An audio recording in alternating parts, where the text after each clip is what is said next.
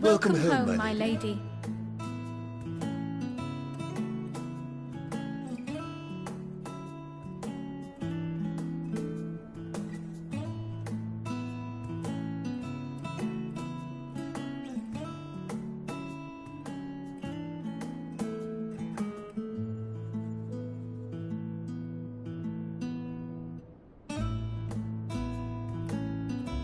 What? What are you gawping at?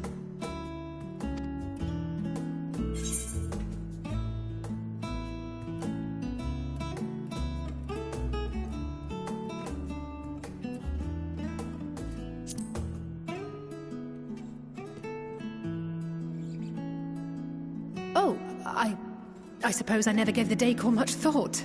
I'm glad that you approve, I think.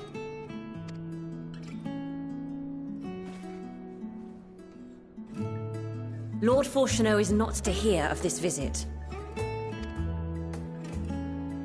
And I should also like the children to have their gifts, ere my husband makes his return. As you wish, my lady.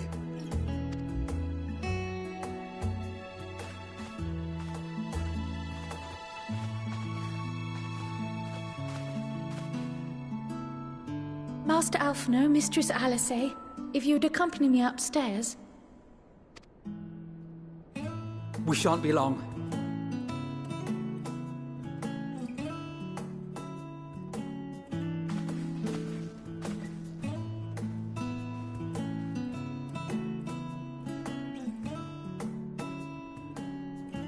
The twins have been sending letters home from time to time, recounting their latest adventures. I am sure they withhold certain details, of course, if only to keep me from worrying. Yet a mother worries all the same. In the early days especially, I tried to support them as best I could, sending the Scion's coin and other such donations. Fortunately, they have found the strength to overcome adversity time and time again. Their words grow more confident with every letter, their depictions more vivid. The triumphs and defeats, the joys and sorrows. It is clear that they have come to find value in every experience. But of those they treasure most, it would seem that meeting you might be the most impactful. Why, since that fateful day, I do believe there has not been a single missive in which you were not mentioned by name.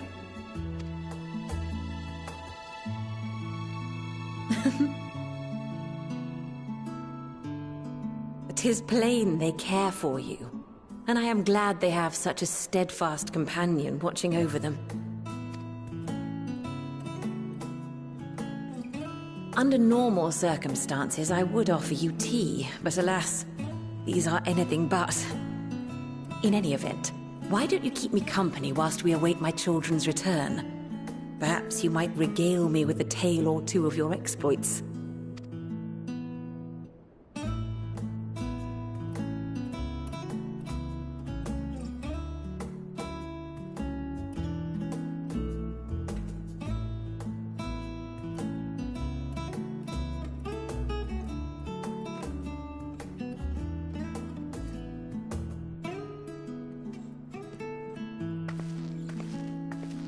When you mentioned gifts, I wasn't sure what to expect. Mother,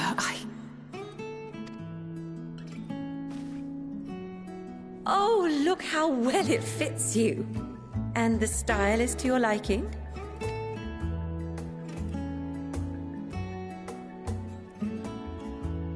It's perfect.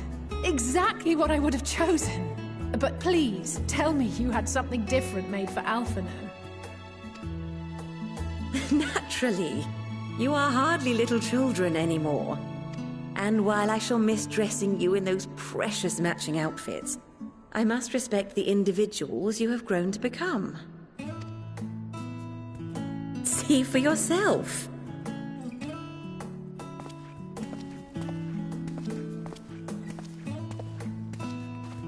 Thank you for the splendid clothes, Mother. Stylish, comfortable, and eminently practical. I am so glad you like them. They are, however, missing one final touch.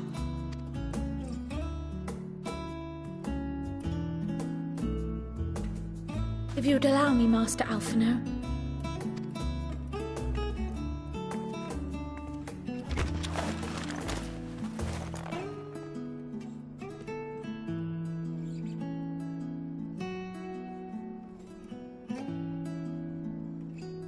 Wait. Are these... A sage's tools of the trade. They belonged to your father.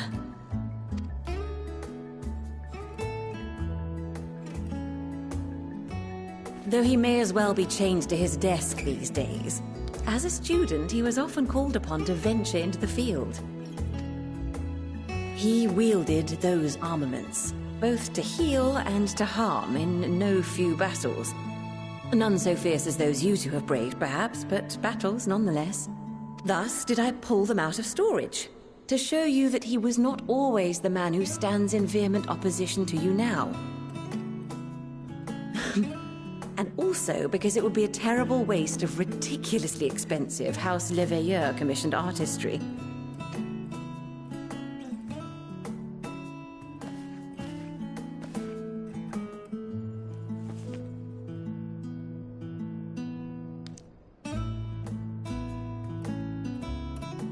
I am told these devices are quite difficult to master, but someone of your extensive experience should soon have them darting about with grace and aplomb. May the wisdom in that crystal serve you well. And please, try to find common ground with your father, that you might come and go without need for this awful subterfuge.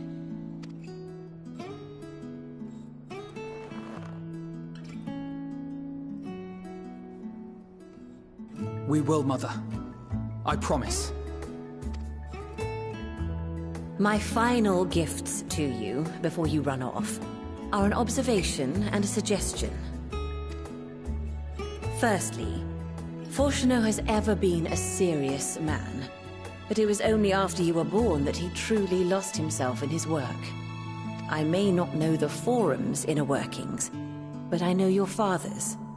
The timing of that change in him holds some significance. Secondly, do not seek to best your father with words. Far better that you simply show him. Let him discover the merit of your actions, after they cannot be undone.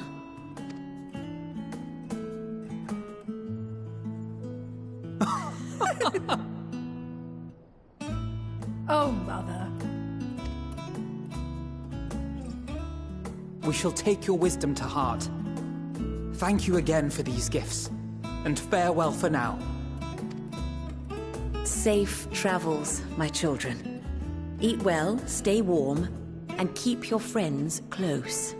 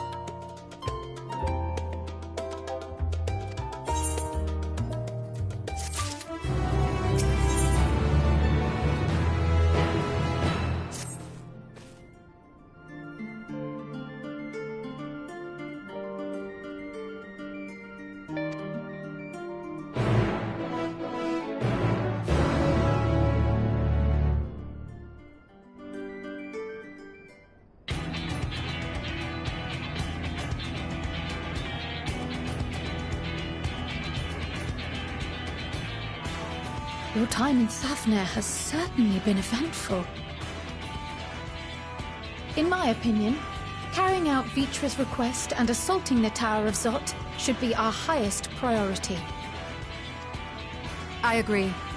While I still have questions concerning the Forum and their grand undertaking, we have all but exhausted our avenues of investigation. Simply pressing them any harder on the subject will almost certainly result in our expulsion. Therefore, I suggest we explore the ethereal sea connection by way of a letter to Master Matoya, then make our way to Thafnir. I wonder, even with the protection these talismans afford us, what can we hope to achieve once inside the tower? According to Orenvold and Fodola's report, they were unable to free the Emolja. Worse, their attempts triggered the tower's defenses, which led to a summoning of Luna Ifrit. What does it tell us that the Spires even have such defenses? Simply pulling a prisoner from the wall is fatal, thus the direct approach is doomed to failure from the outset. Any further measures to dissuade such actions seem unnecessary. Unless, of course, there is a way to free the prisoners without killing them. Then it stands to reason that any intruders will be met with overwhelming force. The towers appeared throughout the world in but the twinkling of an eye. 'Twas by magical means these structures were raised, I surmise. A spire thus conjured must needs be maintained. And I suspect an arcane catalyst, some manner of core, doth lie hidden within. Destroy the core, and the tower ceaseth to be, thus liberating the captives without harm. So we can hope, and I would prefer to enter the tower with a working theory than with no plan at all. Assuming Ishtola's reasoning is correct, the chances of the defenses remaining dormant are small to none. Any primals will have to be dealt with, and defeating one will likely only lead to the summoning of another. Our every victory will only compound the prisoner's suffering. May we not then divide our forces? Those proficient in healing will focus on sustaining the captives. That duty can be covered by Urianger, Kryl, Yostola, and myself. The remaining Scions will proceed with the search for the core. Admittedly, this strategy puts both parties at greater risk, but it should bolster our chances of saving the Arcosodral by a considerable margin.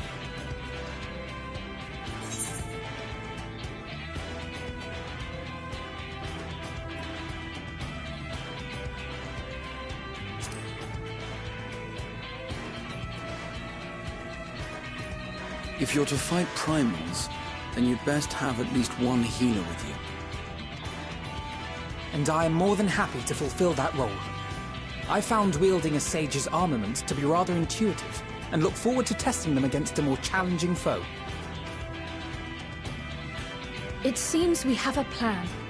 All that remains is to carry it out. I will inform Rads at Han of our movements, so let us make our preparations and regroup near the tower. A military post in what's left of the Hamsa hatchery should serve as a convenient staging. That sounds perfect. And remember, the experimental aetherite at the confluence is there for those who need it, so there's no excuse for being late.